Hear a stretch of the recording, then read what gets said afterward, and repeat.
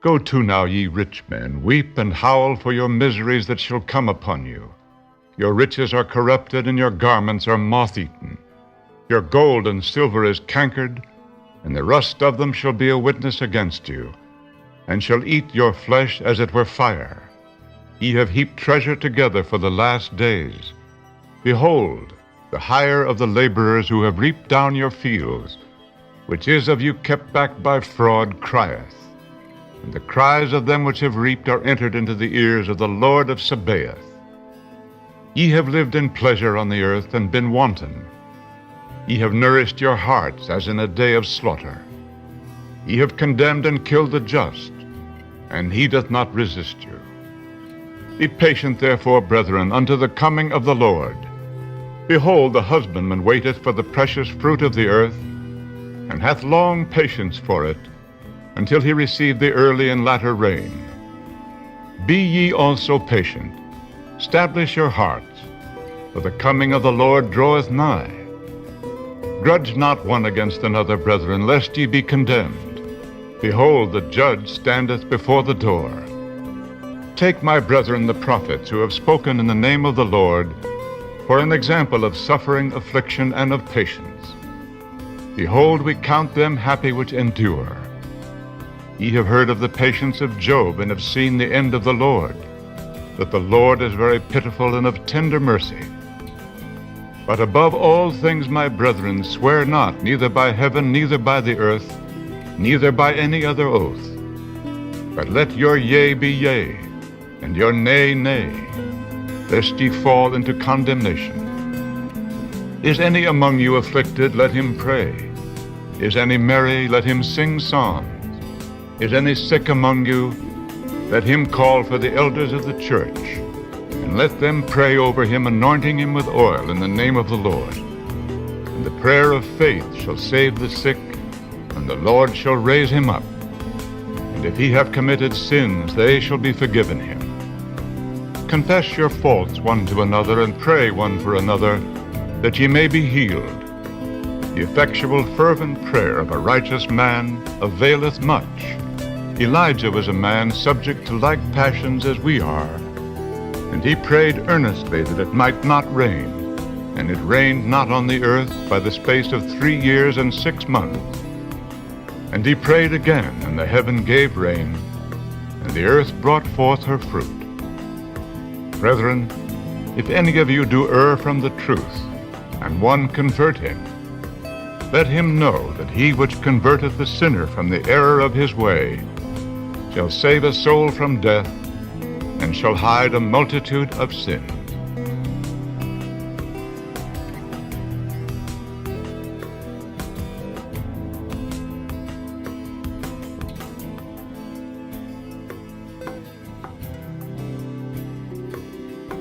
Greetings and welcome everybody to the Bret Norman Broadcasting Network on this beautiful Saturday, May 25th, 2019. And I'm very thankful we are all three gathered here today on Skype via a connection over the Atlantic Ocean, all the way from Minnesota, United States, all the way to Belgium, and then all the way to Germany. And I believe, Michael, you're in the, close to Netherlands in Germany, was it? Yeah, hi Brett. Thanks for inviting me. Yes, it's always the same. I'm not moving. Good. Just quite a few miles beneath the border, and just on the west of western border of the so-called Federal Republic of Germany. And so it's just in the middle of Europe, to say so. Right. And just always, really always the same weather as in Belgium, except for the point that Jörg is sending all the rain and thunderstorm in my direction, usually. so I hand it over to the one guy who's laughing now. I'm the god of thunder, and I bring you. Yeah.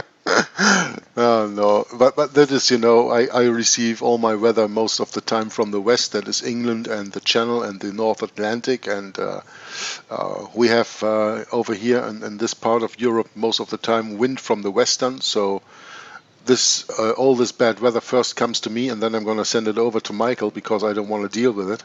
And the good weather I keep. This morning when we went on a walk, my mother, our dog, and me, we caught some rain in between. But still, we took the long way and fed the donkeys with the carrots that we carry for these occasions.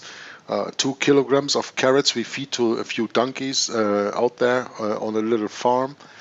When we pass there, we would never pass without any carrots in our bag because, the donkeys always come up and greet us, and they want the carrots because they know we have them. So when we don't have carrots, we just don't pass there. But that was during rain, and now this afternoon it is more or less cloudy, then sun again, cloudy, then sun again, but the sun is more shining than this morning. Anyway, this is so far the weather status of Western Europe, means Germany and Belgium, because I'm just living 150 kilometers apart from Michael, which is not so far away, I think, 150 kilometers. This is about, 100 miles, 90 miles that we are separated. Yeah. But that's only the geographical distance, and the geographical distance doesn't mean anything because the geographical distance I have with Brother Bret is a few thousand miles, and I don't care for that because we are connected via the Holy Spirit, and that's why we are connected via Skype to do another reading of the wonderful book, The Divine Program of the World's History by Albert Close today. This is about the 36th reading. I don't care if it is really the 36th or whatever. You will see it in the playlist when this one appears. I think it's a 36, but never mind. We are on page 103 of the book, or page 95 in the PDF, the little part that I made a little bit highlight in yellow here. The Roman Catholic truth versus the truth, because the Roman Catholic truth just claims to be the truth, but is so far from the truth as is the earth from the sun, at least in their teaching of the solar system we so-called live in. Okay? How the Jesuits falsify history today. And remember, the book is written in the during the running of the First World War, or the Great War, published somewhere between 1914 and 1916, so he can only speak of time that is now already where we speak of in 2019, more than 100 years ago already. And he says how the Jesuits falsify history today in the beginning of the 20th century. Now add to that what we are reading, 300% more, and then you get close to where we are today, to the falsifying of history today in 2019. The author says to demonstrate afresh how the Jesuits today try to falsify history, after we just read on the falsifying of the Spanish Armada and the Babington plot, you remember? To demonstrate afresh how the Jesuits today try to falsify history concerning the Armada, here is their comment on the author's book, The Defeat of the Spanish Armada in 1913 AD. The following review was published in the Roman Catholic Book Notes, October 1913. This little paper is a sort of puff for Roman Catholic quote-unquote Truth Society publications. It is edited by an ex-member of the Church of England who claims to have found the truth in the Church of Rome. Yeah. That is like finding a grain of salt in a pot full of sugar. Mm-hmm. Jesuit Historical Research, a review. Mr. Close's defeat of the Spanish Armada, published by the Protestant Truth Society, has something of the interest of a fossil. It represents what passed for history 50 years ago. Exploded fictions and baseless romances of the Armada period are gravely reproduced as historic facts in utter ignorance of the results of modern research. From the Catholic Book Notes, October 1913. Now let it be noted that this Jesuit review does not mention one single fact brought to light. It simply makes a false statement as if it were truth, and then leaves the lie to do its own work. And this is exactly how they work today, isn't it, brothers? Oh, boy. They never come with facts to prove you wrong. They just say that you are inventing fables. And that's all they do. Yeah, Bret, Jörg, please. this really reminds me of something you had told me about this new 31st General of the Society of Jesus, Sosa, said, Arturo Sosa. truth is relative? Yeah. Right? Yeah. I think that's what he said, yeah. Well, yeah, it's relative when you're the devil's advocate, sure. Mm-hmm. Yeah. For the Jesuits, the truth is relative. For a Bible-believing Christian, the truth is absolute. Very good. Michael, some comments? Yeah, that's with the relatively truth, or the relative truth is, I think it's originated from in the philosophy. Sure. That And sounds right. And so there are also some who say that there is not only black and white, which means good and evil, but there are so many shades of gray, at least 50, I think. But to me, any part of gray is just the meaning that the origin, the pure truth, has been spoiled. And that's why it is gray. So you have the mixing of the holy with the profane. And so there we have the 50 shades of gray, because it isn't white anymore. So it's just the same old thing. Either it's true or it's false, but it cannot be mostly true or mostly false, because if it is not the absolute truth, it's a relative truth, but it's a relative truth isn't the absolute truth, and therefore isn't the truth at all. It's just another playing of words. It's just Jesuitical sophistry, yeah. Ooh, yeah. Just a play of words. Mm-hmm. Exactly. Very well. Let's continue in the wonderful book.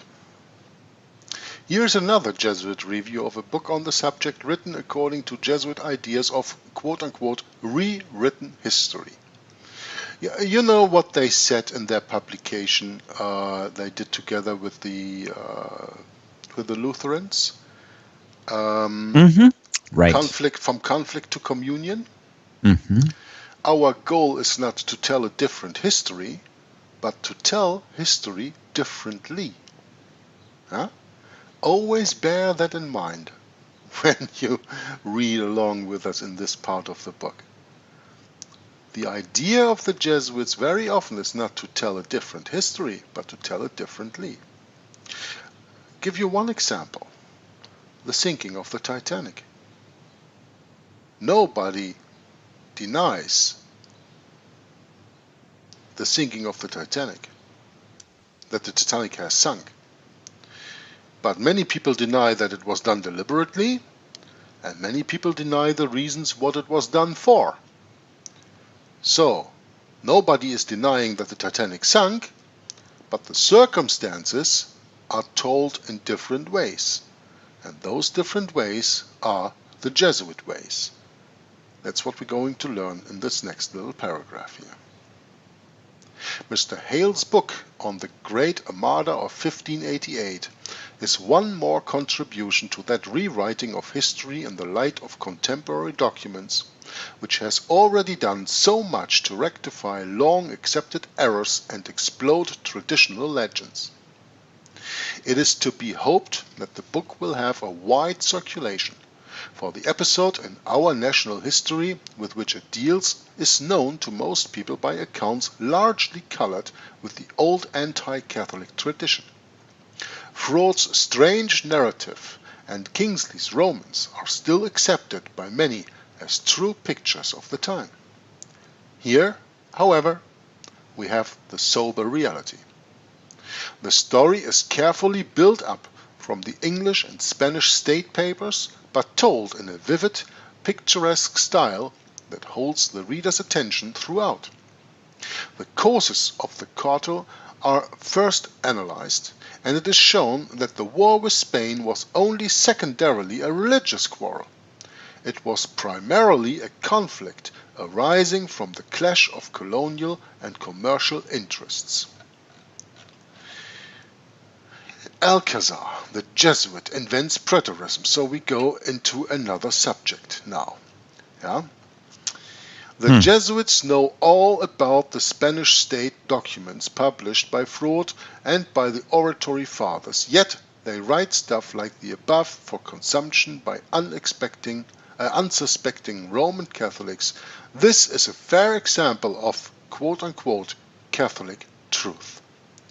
Yeah, beware. Catholic truth is not the whole truth, nothing but the truth. Yeah. And therefore, of course, you can also look in Freud's History of England to verify the quote we've just read. Comment. Yeah, please, Michael. It just clicked in my mind because you see that the relative truth, it means, you see, there are relatives. So it depends on maybe the one who is telling this version of the truth. Because it is related to someone or something. And so it is not the absolute truth because it just depends on the one who is telling this kind of the story. And it just came in an instant to me that it is depending on the storyteller actually. Because if he is believing the version he is telling, it's for him it's the truth. But if he doesn't have his facts straight, then it's just the vision of the truth, but not the absolute truth. So it's very much depending on the one who is telling the story. And if this one who is telling the story is indoctrinated since his birth, then there is no chance to get to the absolute truth in the usual way by learning it in a school or in universities or wherever, because he will never try to search the absolute. Because he was told that there is that every aspect of his being is quite natural and is quite logic, because humans are working this way, and he is raised in the Roman Catholic system. So why should he suggest or he get suspicious that there is something wrong? I think the doubt in his mind can only come from the God above. You see. But not from our society, because our society is just used to this kind of stuff on this relative truth. And this relative truth has been told by our teachers, by our universities, and so nobody is suspicious about, because it has to be the truth, because most of the people are into that, you see. I'm not making a big thing up now, but it just came into my mind that relative truth has maybe the same origin, the same root as a relative, which means it's someone who's close to you. And you believe it. You first believe also your parents, of course. They're out there. Of course, that's a boogeyman, and which is actually. But you believe in Santa Claus and this kind of crap. Yeah. Because that story is told to you by a relative. Yeah. Yeah. And so that's the relative truth. Because it relies on relatives. I think the underlying question, then again, if you don't mind, is who specifically wants absolute truth? Because to some minds, absolute truth is not worthy of even talking about. Well, if Michael is right with the thing that was just given to him, why don't we understand it biblically here? Jesus Christ said, "You are of your fathers, and your father is the father of lies." Yeah, when he speaks to the Jews.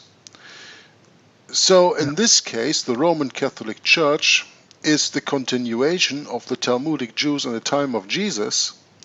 So they are all relatives, and their truth is relative to the father of lies. Mm-hmm. How about that connection? That's good. That's good.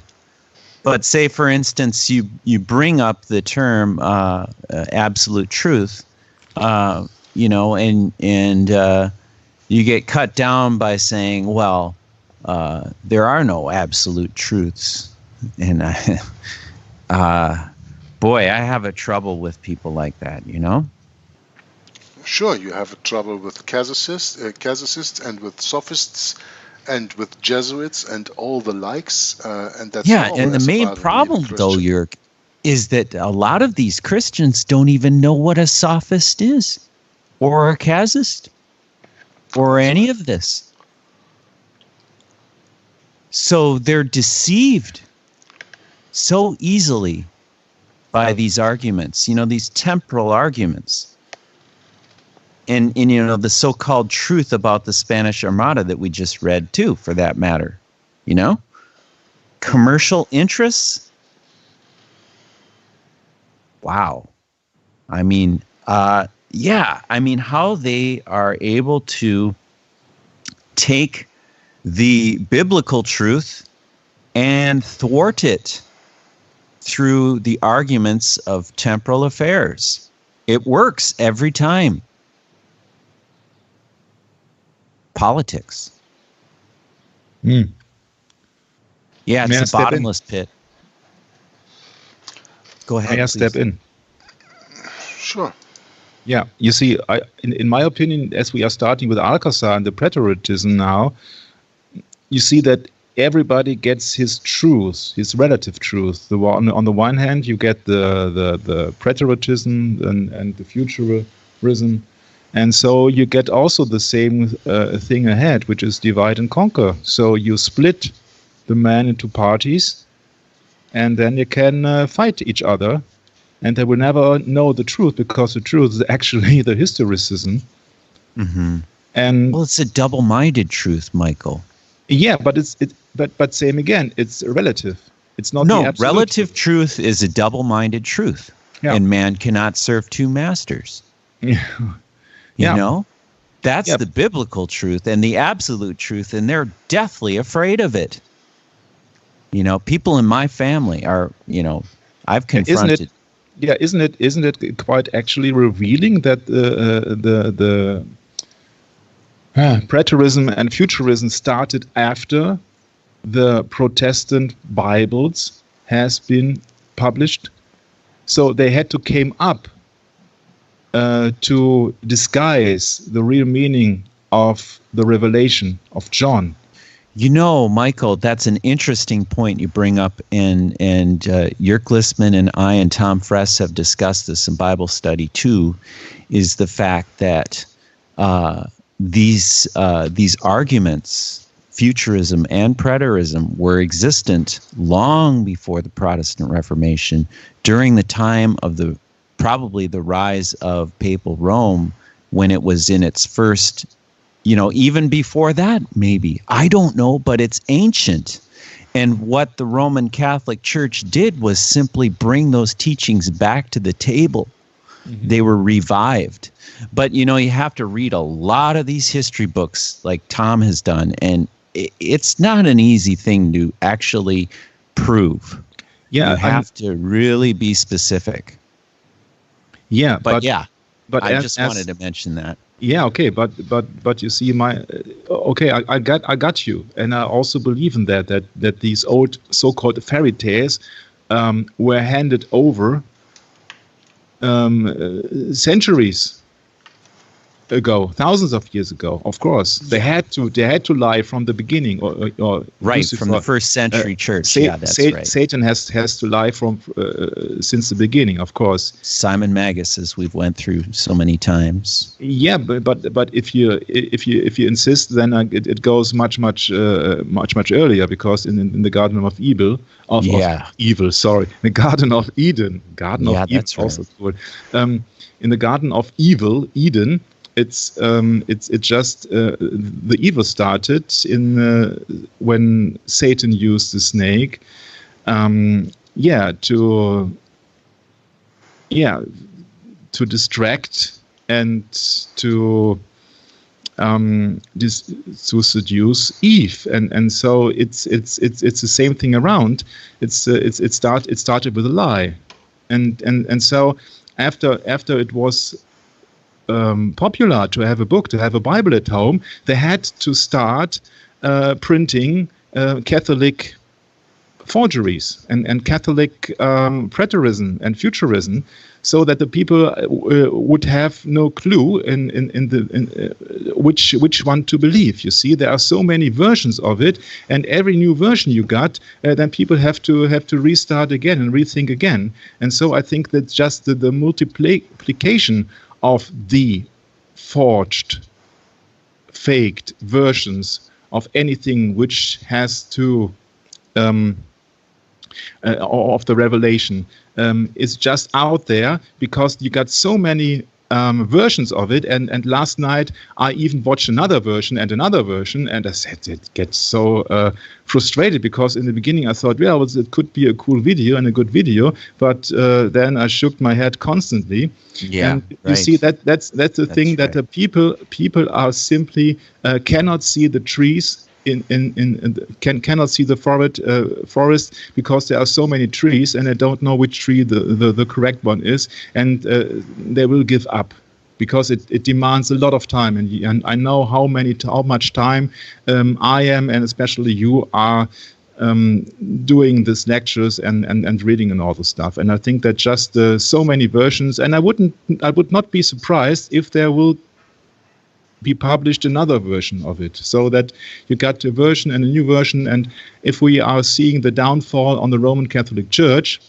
in the near future to be sacrificed for the one-world religion, there will be a new Bible and new Bible versions and new Bible versions, and they will reveal some errors and more errors and more errors, and nobody can really prove, because it's all in the secret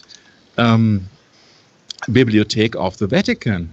You see, there's so many things.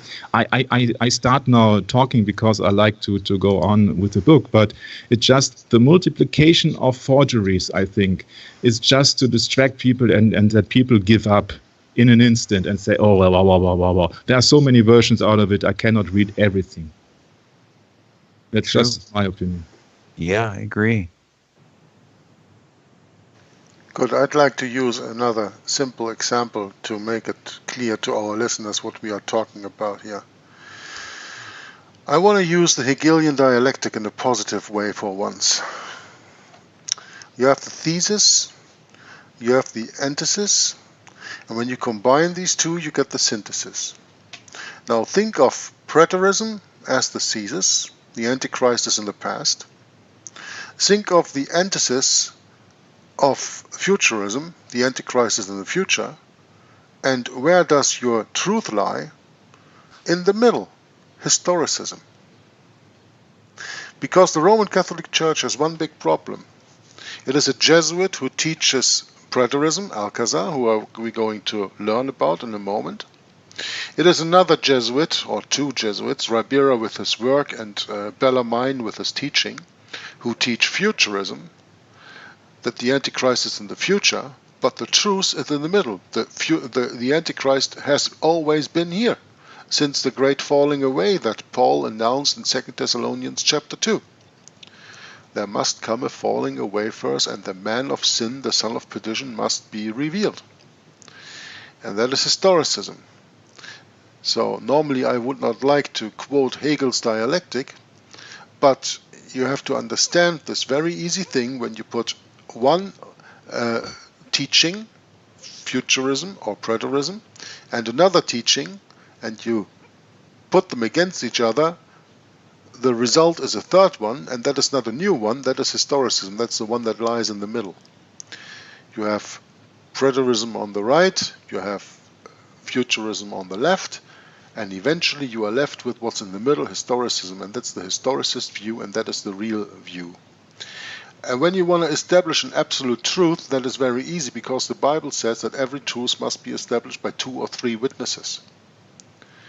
And that's how you can defy anybody who wants to discuss you about there is no absolute truth. There is an absolute truth when it is established by 2 or 3 witnesses, and these witnesses stand on the only truth that is acceptable in the world where we can discuss with anyway, and that is the Bible, that is the Word of God. Right? When 2 or 3 witnesses based on the rock, the foundation, that is Jesus Christ and His Word, confess the truth, 2 or 3 independent witnesses of each other That truth that is established there is the absolute truth. So there is an absolute truth and there's no discussion about it. And even though Hegelian dialectic will get you out of that catch-22 situation. Yeah, Okay. And that's the main reason I answered to a Hindu friend of mine where he said, well, I have heard that Jesus didn't exist. And I said, well, you see, there are 4 main gospels telling otherwise, because there are 4 witnesses and many, many, many, many more. It's just not one book from the Hindus. Right. As the Hindus claims their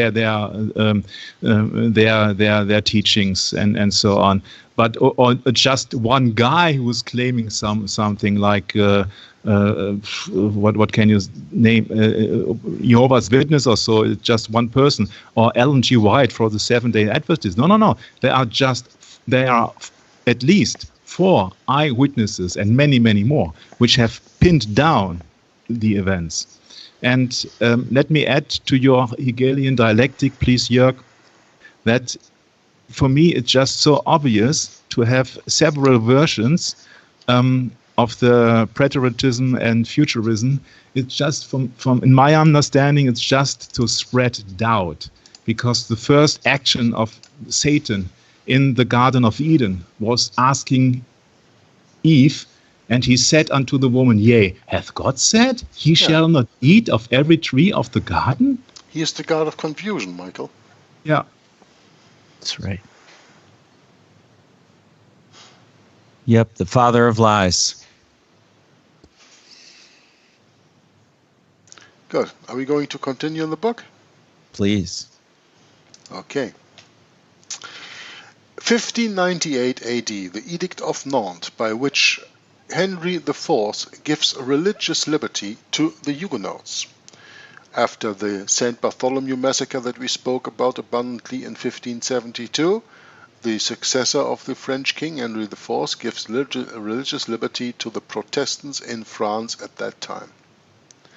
1603, Alcazar, a Spanish Jesuit, propounds the preterist interpretation of the Apocalypse.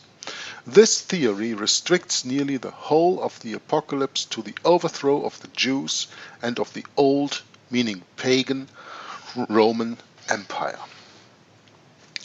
This is a very important little part that we are going to read here, because the problem is, first there came up Ribera and then Bellarmine with the futurist teaching at the end of the 16th century in 1591.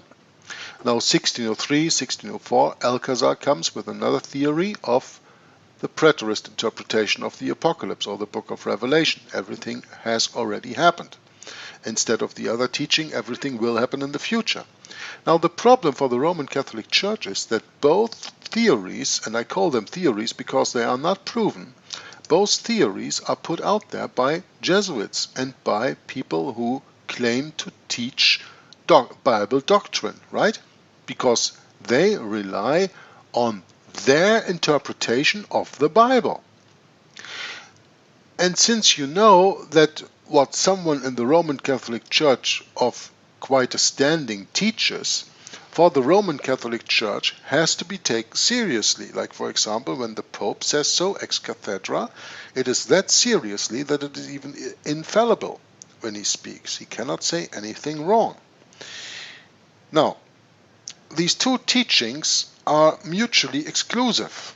That's the problem. If preterism is true, futurism has to be, and there is no other choice, it has to be wrong. On the other hand, if futurism is right, then preterism is wrong. Now, how can you have two people from the same religious order, the Jesuit order in the Roman Catholic Church, the one proposing everything has been finished in the past, and the other one proposing everything will be finished in the future? And you, as Roman Catholic Church, put both teachings out there. What signal are you giving to the people? That you are confusing everybody. That you don't know what you're talking about. Because with futurism you deny preterism, and with preterism you deny futurism. So what is your word worth? nothing. Not even the dirt under your fingernail it's worth. If people only would get that by this oxymoron that not preterism and futurism can be true, but either one of them can be true, but if both are taught from the same institution and one excludes the other, then probably that institution maybe is wrong. How about that conclusion? And if people came to that conclusion, the world would have a much more nicer place to live in today. Please, Michael, I didn't want to interrupt you, but I wanted to finish my thought there.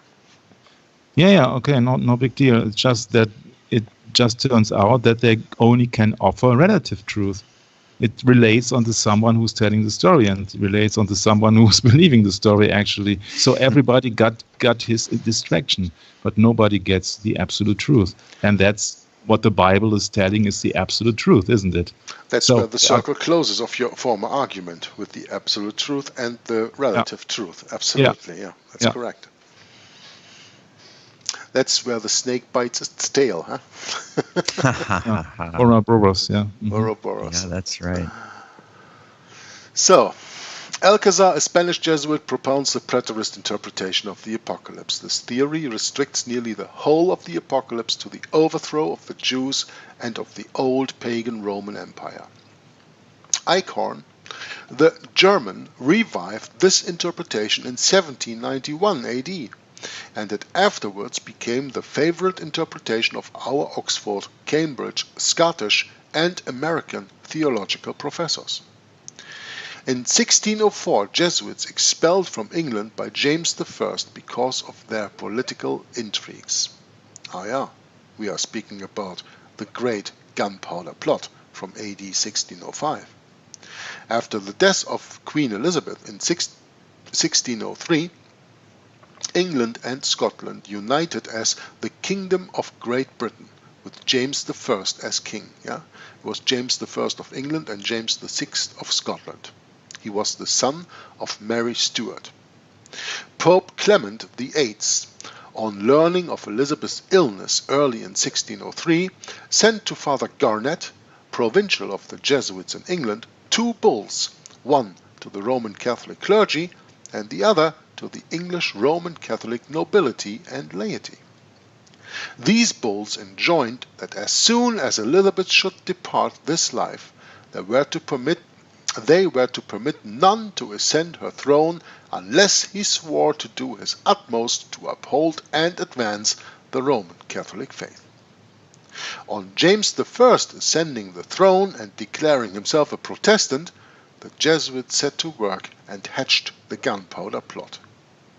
The details of this great plot are as follows, and we spoke abundantly of this in the book reading Code Word Babylon. So if you want to really go dig into the history of the Gunpowder Plot, I can only advise you to go to the playlist on Bret's on my channel of Code Word Babylon, and there you will find wonderful videos on the Gunpowder Plot. I think we did 3 or 4 readings of that because it took 2 chapters in the book, and especially when we go into the trial of Henry Garnet, whom we are talking here already about. That's right. And I don't think I've made those videos yet. They're coming up.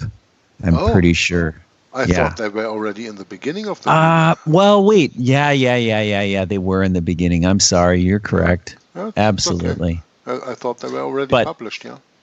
Yeah, there's some other very interesting, intriguing topics coming up in there really soon. In Code Word Babylon, yeah. Yeah. The ones you are publishing right now deal with the literary societies, Phi Beta Kappa and all that stuff. Yeah. And Bill Clinton. But we're going to get into it, even nastier pill to swallow very shortly after this. Well, some 10, episodes in, it gets really, really dark. It's a real nasty book, Code Word Babylon, if you think about it. I'm telling you, and no doubt for those ones that live in Great Britain, you can see I just can't imagine myself living there. That place is very tormented. They are at war with themselves so much. It's just quite emotional to look at, actually. Yeah, they're still at war with themselves today. They don't know if they want to exit the EU or don't want to exit the EU. Eh? Yeah, well, they know that they're in something so deep. I think they have a clue, let's put it that way. But what can you really do about it? Well, when you're deep in the trouble, then you rather have the choice to sink in the trouble completely or to try to get out. And I think they don't have made up their mind of what they are going to do. Oh boy. Just sink and let go or try to get out. Yeah, good point. So, the details of this great plot, the Gunpowder Plot, are as follows. James VI of Scotland became James I of the English throne. At this time there were three great parties, namely the Puritans, the Roman Catholics, and the High Churchmen. To put it in terms that everybody understands, the Puritans, pure Protestant, the Roman Catholics, pure anti-Protestant, Council of Trent, 100% counter-reformational, and the High Churchmen who were caught in between, who were caught in a, how do you say that in English, between a rock and a hard place. Yep. Each of these looked for special favor and toleration from James. But when Rome found she was not to be favored, when she found, in fact, that even toleration had been practically denied her by King James, a few of her fanatics and Jesuits began to act and plot, and thus the infamous plot called the Gunpowder Plot came into existence. In the year 1605 AD, this plot was formed by some fanatic Roman Catholics to destroy James I and his Houses of Lords and Commons. Robert Catesby originated the plot early in 1604 and revealed his secret scheme to two other Roman Catholics, John Wright and Thomas Winter. Guy Fawkes and Percy were the last to know of the plot. Fawkes was a brave soldier serving the Spanish army. His companions in the plot brought him over to England to assist them. A room adjoining the Parliament House was hired on May 24, 1604, and in December the digging commenced. John Grant and Robert Winter joined the plot now to assist in its success. The March following, the conspirators hired a cellar of the Parliament House and filled it with 36 casks of gunpowder, over which they laid faggots. In May 1605, all was ready except the firearms requisite for those in the Midlands who intended rising against the king. Several rich Roman Catholics had meantime joined the plot and gave money to the carrying out of the scheme. Before entering on the final stage of this hellish plot, the conspirators retired into an inner chamber and heard Mass and received the sacrament from Father Gerard. Sacrament meaning they took the Eucharist and swore on the quote-unquote transubstantiational piece of bread that they would do anything in their power to make this plot succeed. Francis Tresham, one of the rich conspirators, grew nervous and wrote a mysterious letter to Lord Monteagle indicating that he wished to save him from the blow-up. It contained these words, quote, "The Parliament shall receive a terrible blow and shall not see from whose hand it comes." Well, I am not sure that this Francis Tresham wrote this letter, this mysterious letter. I know that this mysterious letter was given to Lord Monteagle, but up to this day I have never ever read that a person was matched to the letter itself. So I don't know what to think about what the author writes here about Francis Tresham, because all that I know of, it is even up to this day not known who gave this letter.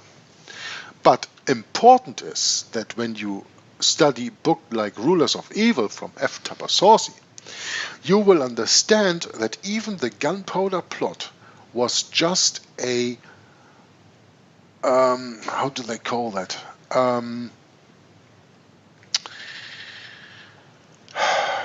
It was strange. Yeah. It was a cover. I know what you're. It was a blown cover for cover. There you go. So that means that they planned it to do it. That's all right, and they would have gone through with it, no problem. But they thought, even if it is betrayed in the very last moment before its execution, it is no problem, because we can work otherwise. Instead of working with the violence of this explosion and to blow Parliament and the House of Commons and the House of Lords into oblivion, and the King and all his family, we can, by making this plot public on beforehand, work more on the infiltration side. And ever since the Gunpowder plot, the Jesuits did exactly that. They worked on the infiltration instead of the blowing up of the whole stuff. And that's what was intended.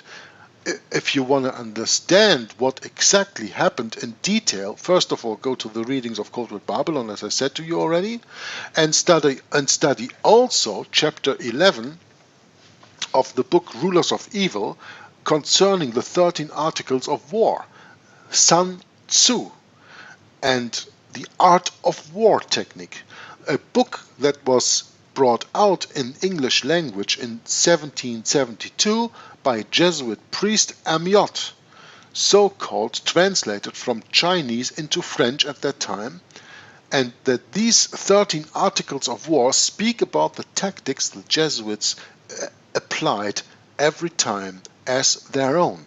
And when you understand that, you will understand that sometimes giving up an operation and to blow up an operation before it actually goes through can be more effective than to go through with the original plans.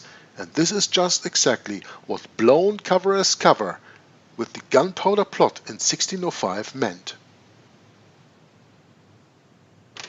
Any comments from you, brothers?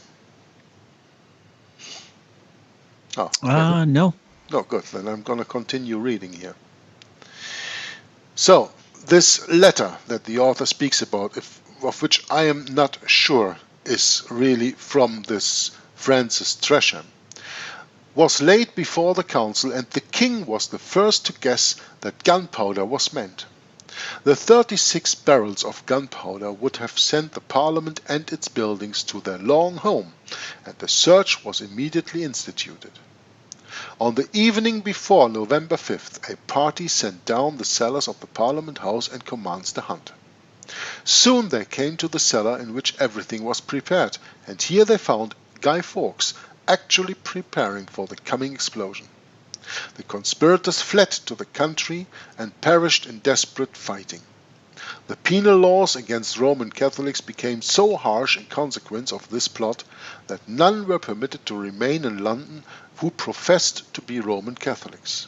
This is a side of the story the Jesuits have untold in their histories and school books. Now James I, though nominally a Protestant, eagerly desired to see the High Church party established in Scotland as well as in England, to the overthrow and disestablishment especially of Scottish Presbyterianism. The General Assembly of Scotland resisted him and his measures, so he turned his attention to Ireland. Removing all the rebel Irish Roman Catholic chiefs from Ulster, he gave that place to settlers from England and Scotland. These settlers took with them their Protestant ministers who moulded the characters and lives of the people by openly teaching the Scriptures as the rule of faith and conduct. This is why the north of Ireland has been prosperous, progressive, and enlightened ever since. And think of the north of Ireland still today in 2019. This war between the rest of the Roman Catholic Ireland, the Republic of Ireland, going on against Northern Ireland, where, for example, Ian Paisley came in the past from. That's right. The criminal records of Belfast are only about half as contrasted with Dublin, Cork, and other Roman Catholic cities. 1609. Douay Roman Catholic version of the Bible published. It is called the Douay-Rheims version. Rheims, R-H-E-I-M-S. In the Douay-Rheims Bible, the scriptures have been altered to suit the idolatrous teachings of the Church of Rome. Means the Douay-Rheims Bible is a futurist Bible. The interpretation of that Bible leads to the futurist interpretation of the book of Revelation. And this Bible was published 2 years before 1611, the authorized version of the English Protestant Bible came up. In the preface to this version, the revisers clearly brand the Pope as the man of sin. Millions of Bible students have never read this preface. Yeah, that's true. And I have here a Roman Catholic, I want to say. I have here a Bible of the 1611 King James Bible where that preface is not in. But when you go online, you can find this preface to the Holy 1611 King James Bible, and there you can read it. And I also have other printing forms here where that interesting. is in. It's very interesting to read that. Yeah. Do you have one there at Hold your on. position, Bret? Yeah, I do. Let me get it. I'll be right back. Yeah, sure. Michael, any comments on the things read so far? Not so far. Okay. So then we're just going to wait until Bret pulls that out. Oh, yeah. I have multiple versions of the King James version here, but the one that I have here on my desk is not the one with the preface. Okay, I have a reprint from China, so it's probably not going to be in here. But we'll see. That's possible, yeah. Preface. Let me just see when I go to my closet if I have one with the preface right here. Yes, publisher's preface. I do have it. Nice. Yes, it's here.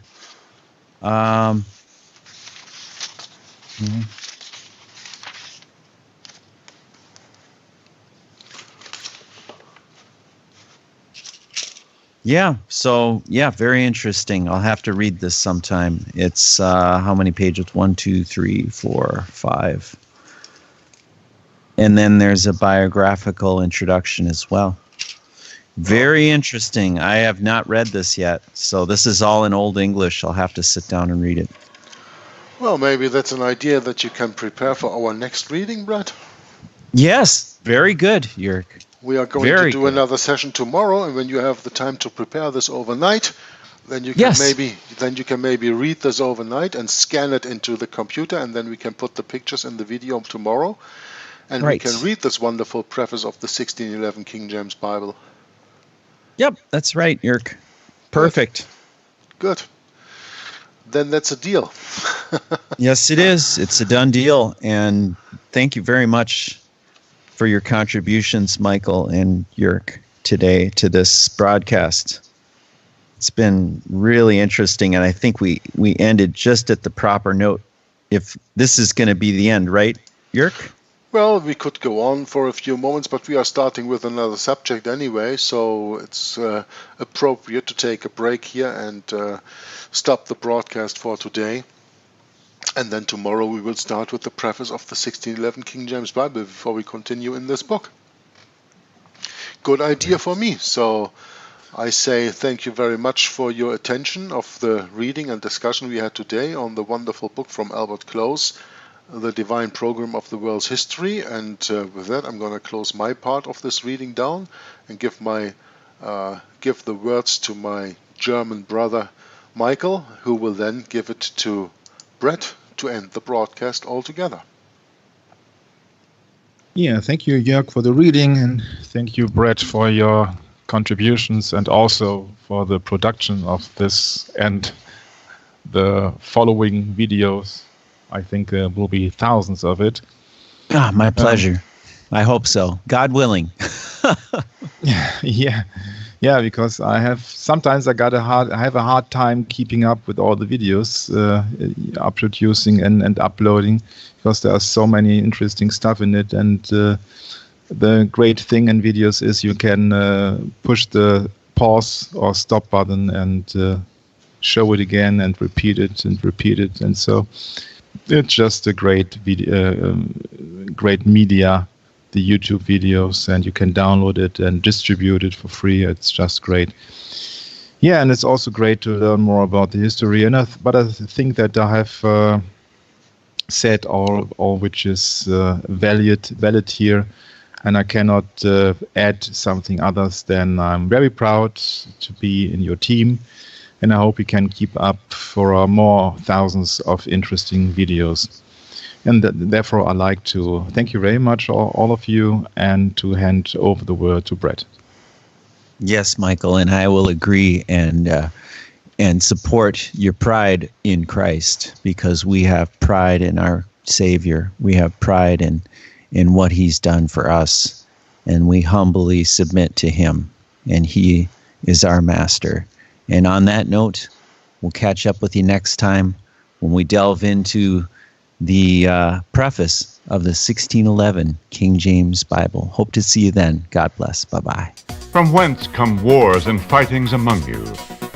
Come they not hence even of your lusts that war in your members? Ye lust and have not, ye kill and desire to have and cannot obtain. Ye fight and war, yet ye have not because ye ask not. Ye ask and receive not because ye ask amiss, that ye may consume it upon your lusts. Ye adulterers and adulteresses, know ye not that the friendship of the world is enmity with God? Whosoever therefore will be a friend of the world is the enemy of God. Do ye think that the Scripture saith in vain, the Spirit that dwelleth in us lusteth to envy? But He giveth more grace. Wherefore He saith, God resisteth the proud, but giveth grace unto the humble. Submit yourselves therefore to God. Resist the devil, and he will flee from you. Draw nigh to God, and He will draw nigh to you. Cleanse your hands, ye sinners, and purify your hearts, ye double-minded. Be afflicted, and mourn, and weep. Let your laughter be turned to mourning, and your joy to heaviness. Humble yourselves in the sight of the Lord, and He shall lift you up. Speak not evil one of another, brethren. He that speaketh evil of his brother, and judgeth his brother, speaketh evil of the law, and judgeth the law. But if thou judge the law, thou art not a doer of the law, but a judge. There is one lawgiver who is able to save and to destroy. Who art thou that judgest another? Go to now, ye that say today or tomorrow, we will go into such a city, and continue there a year, and buy, and sell, and get gain. Whereas ye know not what shall be on the morrow. For what is your life? It is even a vapor, that appeareth for a little time, and then vanisheth away. For that ye ought to say, if the Lord will, we shall live and do this or that. But now ye rejoice in your boastings. All such rejoicing is evil. Therefore to him that knoweth to do good, and doeth it not, to him it is sin. Go to now, ye rich men, weep and howl for your miseries that shall come upon you. Your riches are corrupted, and your garments are moth-eaten. Your gold and silver is cankered, and the rust of them shall be a witness against you, and shall eat your flesh as it were fire.